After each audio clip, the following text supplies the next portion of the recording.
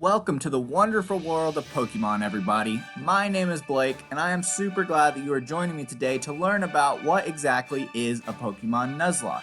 This is a challenge that many players have inflicted upon themselves to create a more fun and interesting way to play the Pokemon games we already know. A Nuzlocke can be played in any generation and on any version of these games. These rules are self-inflicted, as I mentioned, so you will not be seeing them in the settings of your games. So let's jump straight in.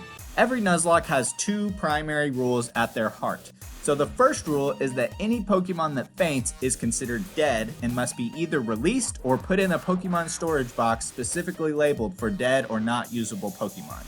And the second rule is that a player may only catch the first Pokemon encountered in each area and none else. If the first Pokemon encountered faints or flees, there are no second chances.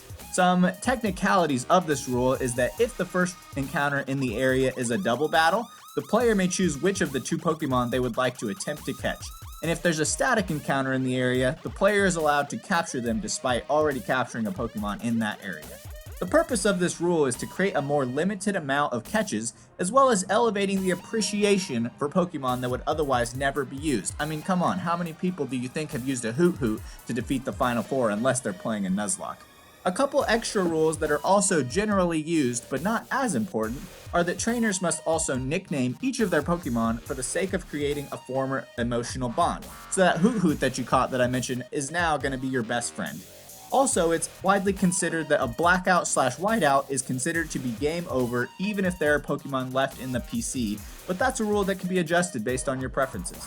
It is also understood that resetting or returning to a prior save point is not allowed, as that would take away from the spirit of the challenge.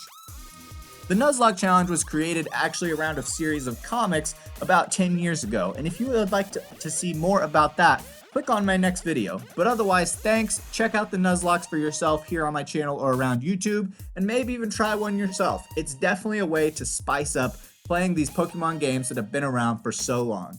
Hit me up in that comment section. Let me know what you think. What's your best Nuzlocke? Have you ever tried it before? But otherwise, have a great day, my friends.